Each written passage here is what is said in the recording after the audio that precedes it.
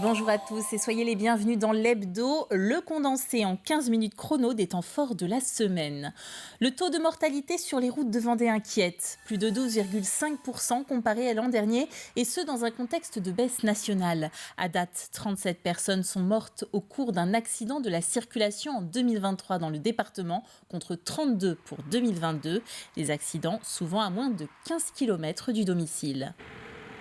Ce sont surtout les Vendéens qui se tuent sur la route et surtout les hommes qui se tuent. Donc on ne peut pas dire parce qu'il y a beaucoup de touristes, il y a beaucoup d'accidents, il y a beaucoup de victimes des accidents. C'est une situation préoccupante. On n'avait jamais connu une telle augmentation. Je rappelle que l'an dernier, sur l'ensemble de l'année, nous étions à 51 tués et qu'on avait déjà explosé les chiffres par rapport à 2022. Donc situation inacceptable. Et la préfecture entend intensifier la répression. 18 000 heures de contrôle sont déjà enregistrées pour les mois de juillet et août, avec à la clé 1700 excès de vitesse relevés et 500 infractions dues à l'alcool, 250 aux stupéfiants. Les fortes chaleurs incitent probablement à la baignade. Toujours est-il que les cas de noyade se sont succédés dans le département. Après 4 décès en une semaine sur les plages, 2 personnes ont été sauvées d'un début de noyade mardi aux environs de 18h. Un enfant d'1 an tombé dans une piscine privée à Jars-sur-Mer. Il a été réanimé par son grand-père. Au même moment, plage de la Parée à Saint-Hilaire-de-Riez, un homme d'une 50aine d'années a perdu connaissance en heurtant un rocher. Des témoins l'ont ramené sur la plage avant l'arrivée des pompiers.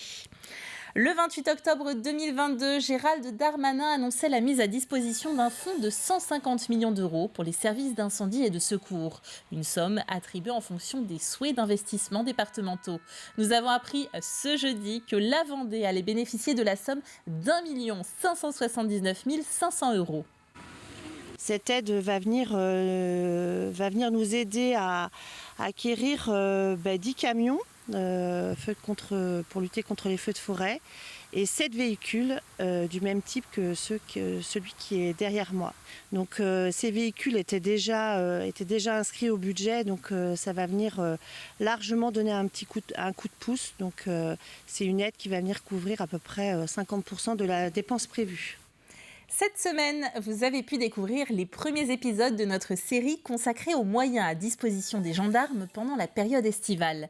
Et je vous propose de découvrir un véhicule plutôt inhabituel, des motos tout-terrain, un équipement qui peut être déployé toute l'année mais qui sert principalement en été. Les gendarmes formés à les piloter les utilisent en fonction des circonstances. Nous les avons suivis à Saint-Jean-de-Mont. C'est un véhicule que l'on associe peu aux gendarmes. Il est pourtant utilisé depuis de nombreuses années déjà. La moto tout-terrain est mise en œuvre par du personnel spécifiquement formé. La brigade de Saint-Jean-de-Mont en possède 3. On a 2 motos 125 et une moto 250, donc c'est des motos qui ne sont pas très puissantes, en tout cas par rapport à nos collègues de la brigade motorisée. C'est le compromis parfait, je dirais, entre le vélo et la voiture. La voiture parce qu'on peut se projeter rapidement à n'importe quel endroit, et puis le vélo, on peut aller n'importe où.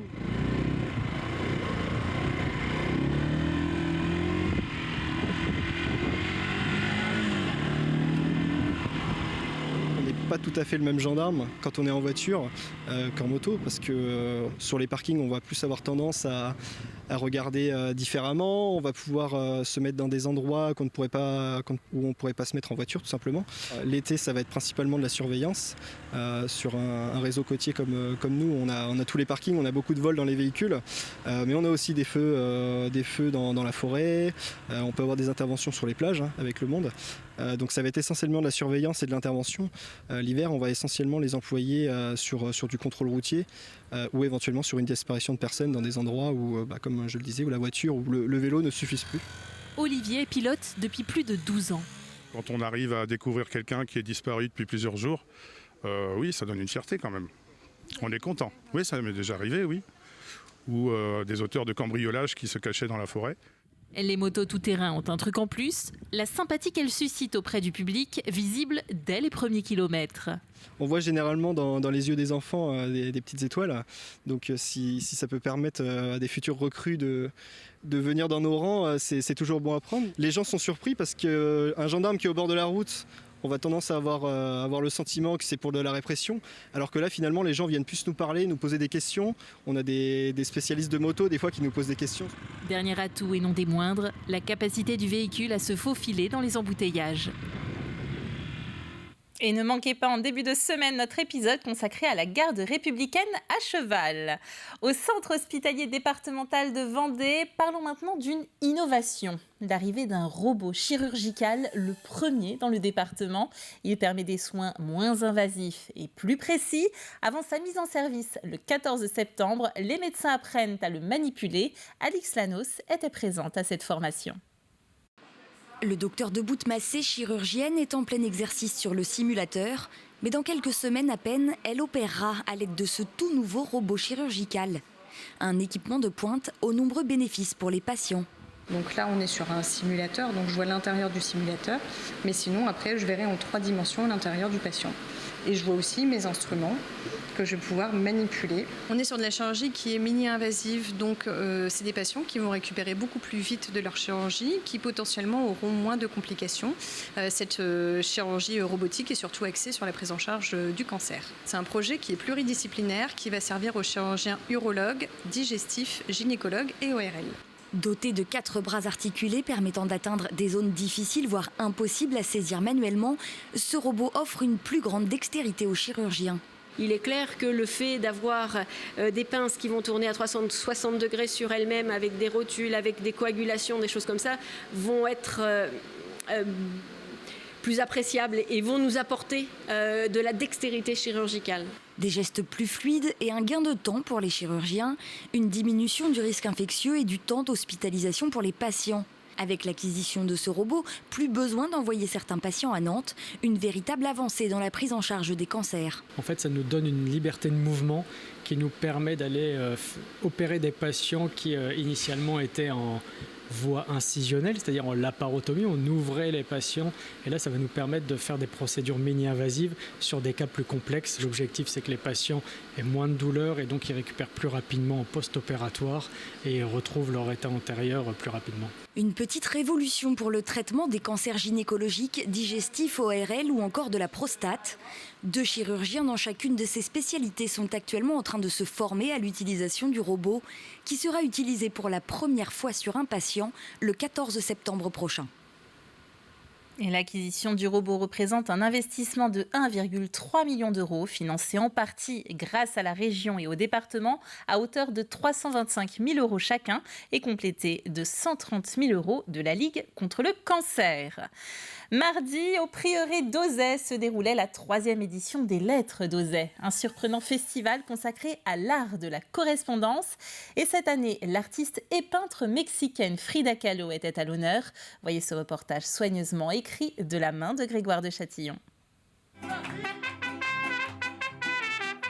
Quoi de mieux que de la musique mariachi pour honorer la plus populaire des artistes mexicaines ?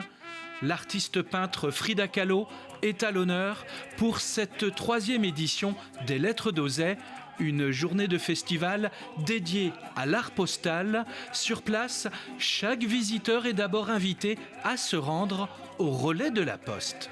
Chacun vient pour venir prendre du papier, donc de toutes sortes, pour pouvoir écrire une lettre à soi ou à n'importe qui. Et on a un atelier d'art postal qui va permettre de personnaliser sa lettre, donc soit de la peindre, de faire des collages. Libre cours à l'imagination de chacun pour réaliser une œuvre postale. Le courrier est relevé par la poste au prieuré d'Auzay, la propriété d'une famille d'artistes, les Laboulay. C'est Béatrice, la Benjamine, qui est à l'initiative de cet événement. L'idée de créer un festival d'art postal, il est né du confinement où en fait on s'est retrouvés dans cette maison pendant 2 mois, ce qui n'était jamais arrivé, en famille, et où on a commencé à ranger. Et en rangeant le grenier, on a retrouvé des kilos et des kilos de lettres, de correspondances de nos ancêtres, de notre famille, puisque ça fait 250 ans qu'on est ici, donc le grenier c'est le disque dur de la famille. Lecture de correspondance de Frida Kahlo, lancée de Santiago pour mesurer sa force, installation, spectacle. Ici, l'aînée de la famille, Pauline de la Boulay, a préparé une pause méditative en connexion avec Frida Kahlo. Elle a eu un accident à 18 ans. Oui, non. Alors c'est une structure fabriquée par mes enfants. J'ai déjà dormi dedans. C'est merveilleux. Une introspection sur le thème de l'autoportrait, cher à l'artiste peintre. L'art d'envoyer des lettres décorées, un joli moyen de communication pour ce festival d'art postal. Allez, on parle judo à présent avec ce stage de pré-saison exceptionnel qui s'est déroulé cette semaine. Après l'avoir organisé pendant 50 ans à Thonon-les-Bains, pour la première fois, le comité de judo de Seine-Saint-Denis a choisi La Roche-sur-Yon pour réunir la crème des jeunes sélectionnés. Un stage intensif avec des jeunes venus de toute la France ainsi que quelques Vendéens. Dimitri Dragin, ancien champion du monde par équipe français et 5e aux Jeux Olympiques de Pékin, était notamment présent. Le judo, c'est un sport individuel, mais c'est peut-être un petit peu contradictoire. Il faut être nombreux pour pouvoir s'entraîner. Et puis, dans un club, souvent, on est un petit peu tous les jours avec les mêmes partenaires, les mêmes adversaires. Donc là, ça permet une ouverture, de s'entraîner avec d'autres, avec qui on n'a pas l'habitude. Et puis, c'est le meilleur moyen pour progresser. Et puis, pour eux, ce qui est intéressant, c'est que c'est à La Roche-sur-Yon. On n'est pas obligé d'aller très, très loin. Ils sont à peu près une vingtaine de minimes cadets juniors du club. Donc, ils ont tous su en profiter et on est hyper satisfaits de cet échange. 21 379 participantes pour l'édition 2022. L'édition 2023 fera-t-elle encore mieux ? La 9e édition de la Joséphine se prépare en tout cas. Elle se déroulera du 30 septembre au 8 octobre. Les inscriptions à la course rose pour la lutte contre le cancer du sein sont lancées depuis ce lundi. Pas moins d'une centaine ont été comptabilisées dès la première heure d'ouverture. L'année dernière, c'est plus de 160 000 € qui ont été collectés lors de cette opération. Et depuis 2015, depuis le lancement de la Joséphine, c'est plus de 600 000 €.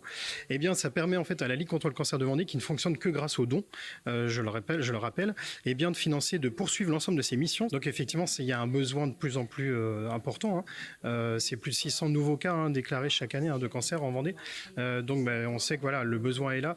Et effectivement, plus les dons seront importants et plus les actions pourront être mises en place à destination des femmes touchées par la maladie du cancer du sein.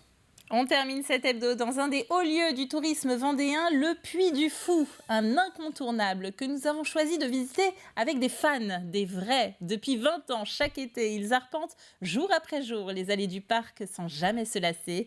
Une véritable passion que nous font partager Rémi et Maïté. Ils ont été accompagnés dans leur visite par notre journaliste Alexandre Lenaour. Le Puy du Fou est pour eux comme une deuxième maison. Mais le rituel reste le même. On va chercher le plan. Il y a la lance à 15h30. Il y a des chevaux et il y a le donjon avec le feu. Chaque été, pendant 2 mois, Rémi et sa fille aînée Maïté s'installent en famille au camping et tous les après-midi du dimanche au jeudi, direction le parc. On ne fait pas tous les spectacles un après-midi, c'est impossible. Mais on va faire 2, 3, un ou deux, peut-être 2, 3, ça dépend.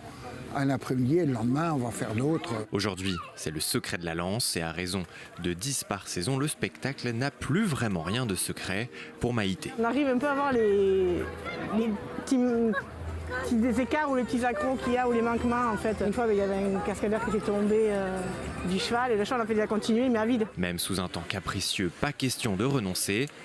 Et après plus d'une centaine de représentations, Rémi n'a jamais perdu son émerveillement. On retrouve ses yeux et son esprit d'enfant en fait. C'est magique. Ici, quand on voit le donjon qui avance, qui tourne, qui crache le feu, on se demande même comment ils peuvent arriver à faire des trucs comme ça. Un passage par la nouveauté de cette année, le mime et l'étoile. Puis direction l'endroit favori de nos amoureux du parc. Ici, fin de séance pour le spectacle Le Signe du Triomphe, le préféré de Maïté. Et le simple fait d'entrer dans l'arène fait aussi remonter quelques bons souvenirs. Le bon souvenir que j'ai, c'est d'ici, quand j'avais été prise en tant que romaine à la rencontre là. Quelques années après, j'avais été prise en tant que gaulois. Si c'était à refaire, je voudrais bien le refaire. Je dirais pas non. Le temps aussi de se rappeler des premières fois. Ça date de 2001, l'année où le stadium a été inauguré. Sur Internet, j'avais gagné des places avec RTL, si je me souviens bien. J'avais 4 places d'une journée au Puy du Fou. On a pris 3 jours. Et puis on a pris le pass et puis maintenant on revient tous les ans. Fermeture des portes, la suite attendra le lendemain pour continuer d'entretenir une passion vive depuis plus de 20 ans. C'est la fin de cet hebdo, merci de l'avoir suivi avec nous. Un bon week-end et à bientôt sur TV Vendée.